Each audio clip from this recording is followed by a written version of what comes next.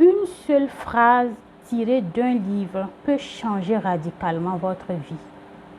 Cela veut dire tout simplement que les livres que nous lisons ont le pouvoir d'influencer notre vie d'une manière ou d'une autre.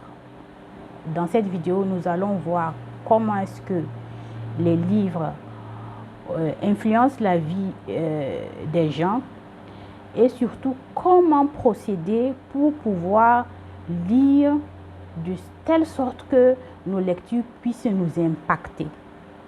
On se retrouve tout de suite après le générique.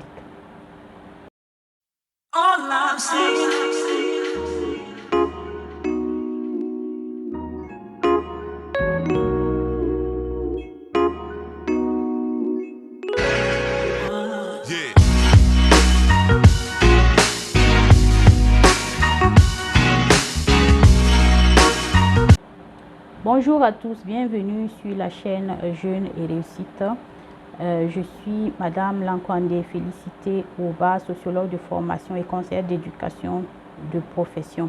Cette chaîne est destinée aux jeunes qui désirent prendre leur vie en main pour réussir. Donc, nous partageons des contenus qui vont vous aider à prendre des décisions qui vont impacter positivement votre vie. Je vous invite donc à vous abonner, à activer la cloche de notification afin de ne rater aucune vidéo qui sera postée. Donc, le but de cette vidéo, c'est de vous montrer comment est-ce que la lecture peut impacter votre vie. Le fait de lire peut vous aider à développer des aptitudes et à développer votre intelligence. L'intelligence émotionnelle, l'intelligence financière, l'intelligence relationnelle, interpersonnelle, l'intelligence spirituelle. Là, à travers la lecture, on peut impacter notre vie dans plusieurs domaines. Donc, dans cette vidéo, nous allons voir comment procéder pour que les lectures que nous faisons puissent nous impacter et également comment arriver à dégager du temps, à organiser son temps pour pouvoir lire. Parce qu'avec les multiples activités que nous avons tous les jours, parfois il est difficile de pouvoir trouver du temps pour lire. Donc nous allons parler de certaines stratégies qu'on peut mettre en place pour pouvoir lire. Donc tout d'abord, comment lire pour que nos lectures puissent nous impacter? Premièrement, le fait de lire une seule fois un livre ne suffit pas. Il faut faire au moins lire au moins le livre 2 ou 3 fois.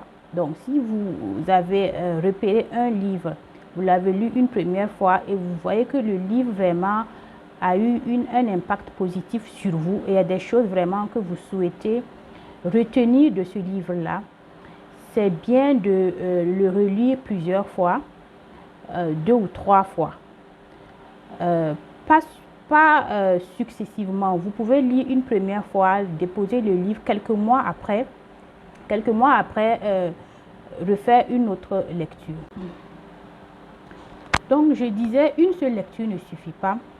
Lorsque vous allez relire le livre une deuxième et une troisième fois, vous allez vous rendre compte qu'il y a des choses qui vous avaient échappé lors de la première lecture. Et ça va vous permettre de revenir aussi sur un certain nombre de détails qui étaient importants lors de la première lecture. Quand vous lisez, il faut chaque fois avoir un bic rouge que vous allez utiliser pour souligner les phrases vraiment qui vous ont impacté. Les phrases qui vous ont impacté, qui vous ont marqué, soulignez ça en rouge. La caméra qui m'avait lâché, j'ai des petits soucis. Mais bon, donc je disais que soulignez les parties qui vous ont vraiment marqué en rouge comme cela. Lorsque vous allez revenir les autres fois pour relire le livre, ces parties-là vont directement attirer votre attention et vous allez vous attarder là-dessus. Je suis en train de rédiger écrire un livre dans lequel je vais révéler les 5 livres de développement personnel et d'intelligence financière qui ont réellement impacté et ont changé ma vie. Donc, je vous révèle ce projet-là qui me tient à cœur pour pouvoir réellement, dans ce livre-là, montrer l'importance que la lecture peut avoir sur la vie des gens et comment est-ce que la lecture peut changer complètement la vie d'une personne. Donc, dans ce livre-là, je compte révéler 5 livres de développement personnel et d'intelligence financière qui ont, moi, personnellement, impacté et changé ma vie. Donc, pour lire, il faut du temps parce que la lecture demande du temps. Avec les multiples activités que nous avons, nos activités professionnelles, nos activités sociales et autres, nos occupations familiales, parfois il est difficile de dégager du temps pour pouvoir lire. Donc, je vais donner quelques petites stratégies qui peuvent nous aider à arriver à dégager du temps pour lire. Tout d'abord, lorsque vous avez des périodes dans la journée où vous êtes contraint de ne rien faire, par exemple, lorsque vous êtes en déplacement au cours d'un voyage, vous devez parcourir une distance de 3-4 heures de temps, ce sont des moments qu'il faut mettre à profit pour lire. Vous allez voir, parfois, il y a des gens qui sont capables de s'asseoir dans un bus pendant 3-4 heures de temps, assis à ne rien faire. Je trouve que c'est pour cela que je dis le temps est un précieux allié dans le chemin de la réussite. Une personne qui n'a pas conscience de la valeur du temps, c'est une personne qui n'a pas conscience que le temps est précieux, le temps c'est de l'argent. Donc, je trouve parfois déplacé de s'asseoir dans un bus pendant 3-4 heures de temps à ne rien faire. C'est pour cela qu'on parle des livres de poche. Les livres de poche sont faits pour ça. C'est fait pour être transporté partout où on va, pouvoir les sortir à n'importe quel moment et pouvoir les lire. C'est pareil, si vous partez en banque et que vous vous rendez compte qu'il y a une file d'attente qui est longue et que vous êtes contraint d'attendre 1 heure de temps, 2 heures de temps, votre tour, c'est le moment de sortir un livre et de mettre à profit ce temps-là pour lire plutôt que de s'asseoir comme ça à regarder les gens et attendre. Vous avez aussi également la possibilité d'écouter des livres audio. Par exemple, lorsque vous êtes en voiture, vous conduisez, vous avez un trajet à parcourir dans la voiture, vous pouvez transformer l'habitacle de votre voiture en une salle de lecture. Vous ne pouvez pas tenir un livre en train de lire lorsque vous conduisez, c'est vrai. C'est pour cela que vous pouvez télécharger des livres audio et écouter pendant que vous conduisez. Il y a cette possibilité-là aussi. J'ai entendu parler d'un site Audible sur lequel on peut télécharger des livres audio. Moi, je ne suis pas encore allée sur ce site-là. Cependant, moi, je télécharge les livres audio sur YouTube. Il y a des livres audio que je télécharge. Et quand je suis en voiture, j'écoute. Voilà, j'ai la possibilité d'écouter. Surtout certains livres qui sont vraiment volumineux. Je sais que je n'ai pas le temps de les lire, donc j'écoute la version audio. Donc, il y a également cette possibilité-là. Donc, si vous arrivez dans la journée à dégager au moins 1 heure de temps pour lire, ça vous fera, dans la semaine, ça vous fera 7 heures de lecture.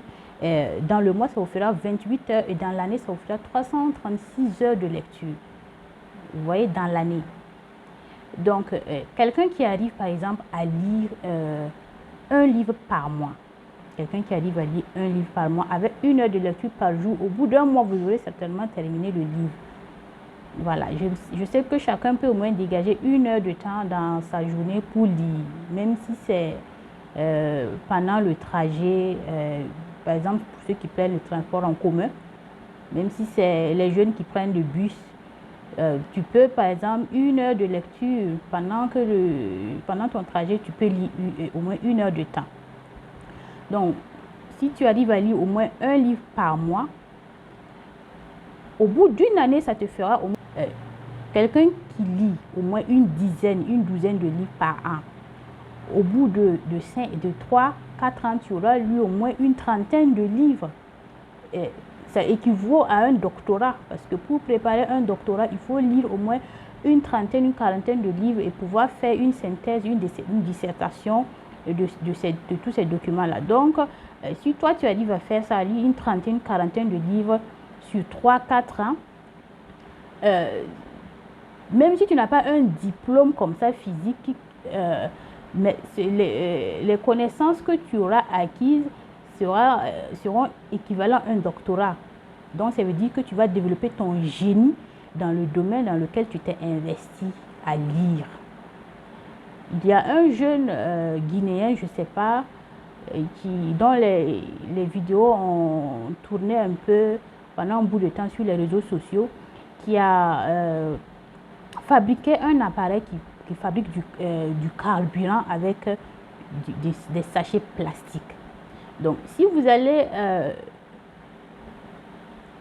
sonder la vie de ce jeune-là, vous allez voir, ce n'est pas un jeune qui passe son temps à boire du thé dans le quartier, à jouer aux cartes dans le quartier sous les arbres. Hein. C'est sûrement un jeune qui s'est investi, qui a fait des recherches.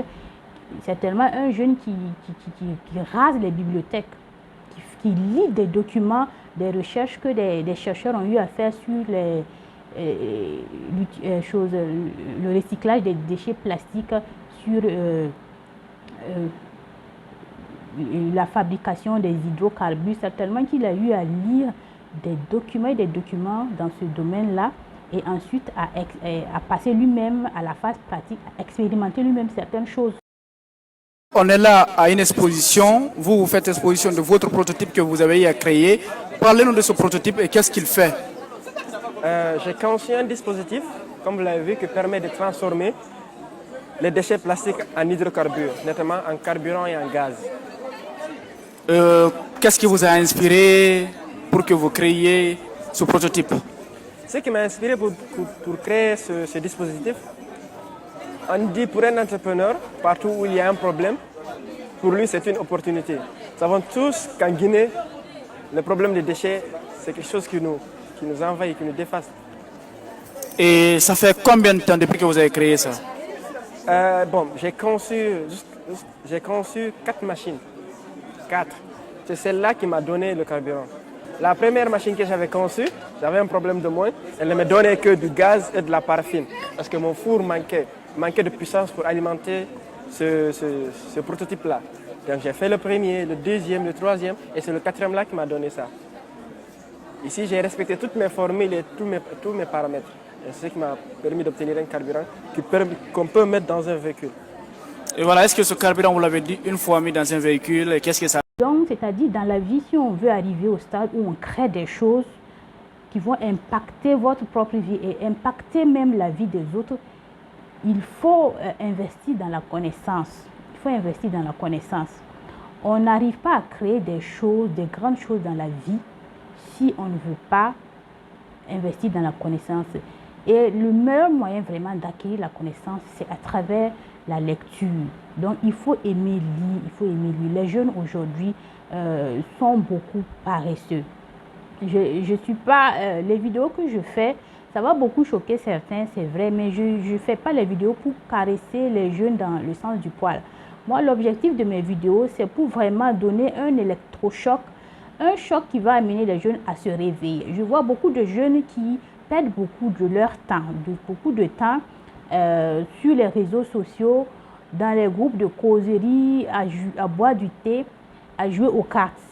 Alors que le temps qui passe est précieux et ne se rattrape jamais. Quand le temps est passé, c'est passé, on ne le rattrape pas. Et le temps de la jeunesse, c'est vraiment un temps où il faut, je le répète dans beaucoup de mes vidéos, il faut vraiment s'investir dans la connaissance, rechercher la connaissance, accumuler le maximum de bagages intellectuels possible pendant la période de la jeunesse. Donc, c'est dommage de voir que les jeunes investissent beaucoup leur temps sur les distractions et des choses qui ne sont pas productives pour leur vie. Nous sommes à la fin de la vidéo. J'espère vraiment que cette vidéo va vraiment vous amener à prendre conscience de l'importance de lire, d'aimer la lecture et l'importance de s'investir dans la recherche de la connaissance. On se dit à très bientôt pour une autre vidéo.